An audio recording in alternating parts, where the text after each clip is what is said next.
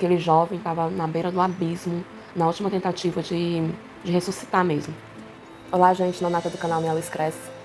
E hoje eu queria abordar com vocês um assunto que mexeu muito com a minha cabeça. A história de um jovem de 22 anos que se deu o prazo de 10 meses para mudar de ideia quanto ao suicídio. No final eu vou contar para vocês quem é essa pessoa e onde vocês podem ver essa história. Ele era um jovem normal, e normal entre aspas, porque ele é filho de 2 médicos importantes, cheio de status, uma vida cheia de prestígio, com muito poder aquisitivo. Os pais dele falam: meu filho, quando ele jogava bola, ele não conseguia se concentrar na bola, ele prestava atenção nas borboletas. Tinha um déficit de atenção. As escolas combateram isso para um padrão de sociedade que a gente almejava, para conseguir diplomas e status. Tivemos que combater isso. E ele conta que gostava de música, gostava de dança, gostava de muitas coisas. E quando completou 21, 22 anos, ele perdeu o gosto por tudo. Ele não conseguia sentir mais emoções, tristeza, raiva. Ele tinha uma namorada, olhava pra ela, não conseguia sentir mais nada, não achava nada belo, nem a namorada, nem a natureza, um pôr do sol, nada. Ele ficou neutro. Desculpa a voz que eu tô meio resfriada. Simplesmente ficou neutro. E ele começou a entrar em desespero.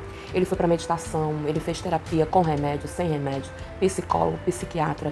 E ele se sentia tão invadido por remédios e esses tratamentos que ele resolveu dar um basta.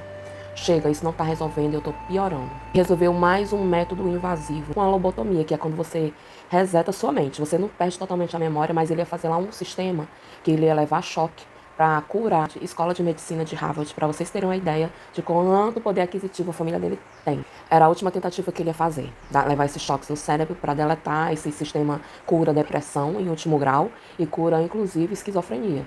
Só que para ele não adiantou. Eu queria tanto viver, queria tanto voltar a sentir emoções. Ele diz isso. Eu quero voltar a sentir. Para mim, a vida, eu já tô morto. Se eu continuar assim, eu vou finalizar a minha vida. Então ele vê num programa de TV que existe um lugar lá no Peru, chamado Iquitos, onde os xamãs trabalham. Existe a ayahuasca, um tratamento lá, uma terapia deles, que cura esse tipo de problema. Antes disso, ele fala assim: eu fui para uma faculdade que todo mundo sonha em ir, a melhor faculdade de Boston. Eu cheguei lá pensando assim: pronto, eu já tô quase lá no ápice, tô quase lá onde eu quero chegar. E quanto mais ele exigia de si, quanto mais exigiam dele, pai, sociedade, que ele tinha que ter diplomas, que ele tinha que ser isso, que tinha que ser aquilo, mais ele exigia dele mesmo, mais ele enlouquecia para conseguir o que as pessoas queriam. Chega lá na faculdade, tinha o lema, olha só: non sibi, significa não é para benefício individual. Ele relata que o lema é muito bonito, que a faculdade até tem essa intenção, mas eles, com tanto prestígio e tanta riqueza, agiam como animais de terno e gravata. Então foi mais uma decepção para ele. Aí pronto. Ele decidiu que para o Peru ia fazer esse tratamento. Assim ele fez. A vida queria mostrar alguma coisa para ele, porque no primeiro xamã que ele conseguiu lá, o cara foi fazer esse tratamento terapêutico lá com outro turista, que estava tomando medicamentos, né, para depressão, eu acho, não entram em detalhes. E ao tomar a ayahuasca, esse cara teve uma parada cardíaca e morreu do lado dele. A sorte dele é porque ele foi muito consciente, como ele estava limpando o corpo, né, desses remédios todos que ele tomava, ele não quis tomar de cara. E aí ele conta que ele foi procurar outro xamã. Esse primeiro que ele foi, ele dizia assim: já tinha uma conversa assim meio esquisita. Eu curo você disso e daquilo outro. Esse segundo, inclusive, era americano. Ele fala assim: eu vou te ajudar, mas o trabalho pesado é com você. Aí eu já senti mais firmeza. Só que esse tinha com interesses bem comerciais. Hein? Você abriu um outro centro lá maior e manda o James dizer: ó, James, eu não vou poder continuar com você porque eu vou precisar fazer um outro trabalho. Vou aumentar os negócios. E manda ele ir embora.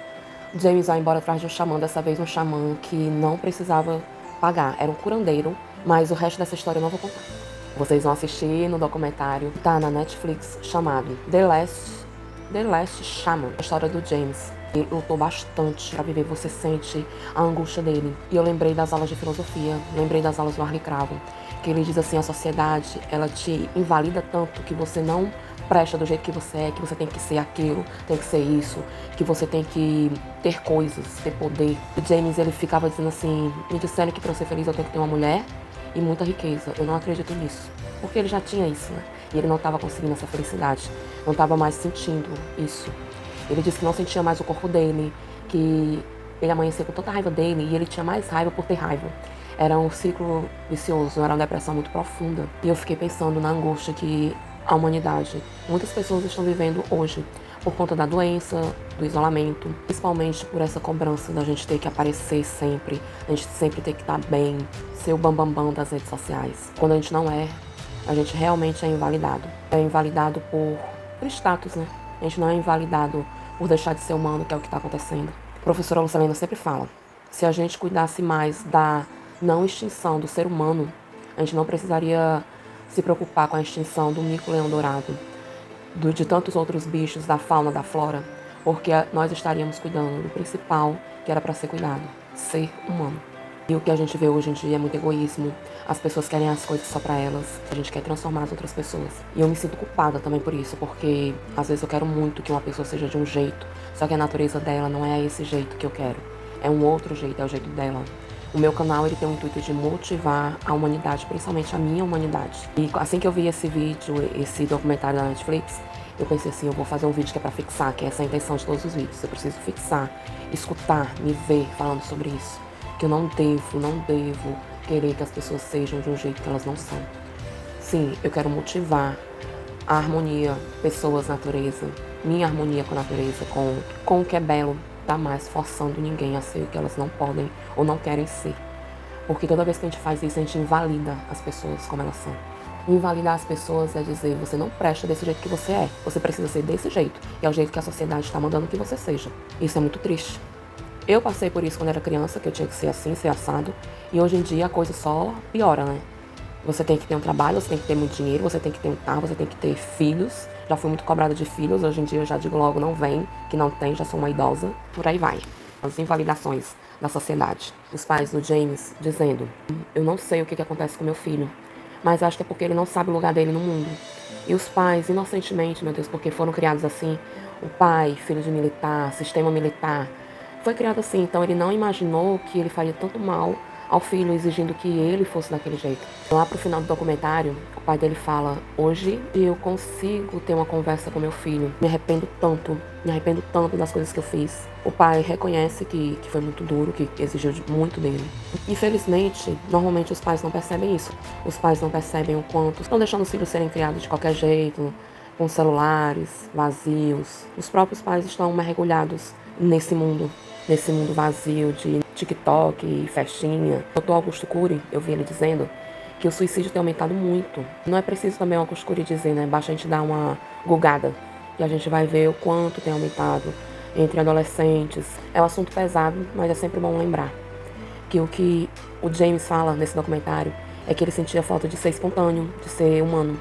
Ele fala em outras palavras, mas ele queria só sentir. Ele não queria ser uma máquina, que foi o que pensaram que ele era, né? Que iam chegar lá, dar choque e resetar a mente dele, e que ele simplesmente ia ser reiniciado, mas nós não somos máquinas. A gente precisa motivar nosso lado humano sempre. Música, que gostava muito de jogar bola, mas com as exigências dos diplomas, essa vida de médico, ele não parou de jogar, parou de se divertir, era muita pressão. Outra coisa que me chamou a atenção nesse documentário era o tanto de gente querendo vender uma cura de uma hora para outra. Toma esse chá que você vai ficar bom. Ou então eu posso te curar, eu vou te curar. E ele, muito esperto, muito inteligente, estava procurando a alma dele, algo mais profundo. E as pessoas tentavam vender uma forma fácil. E só 2 xamãs disseram, não existe uma pílula para isso. Não existe, é um tratamento pesado que você vai se limpar.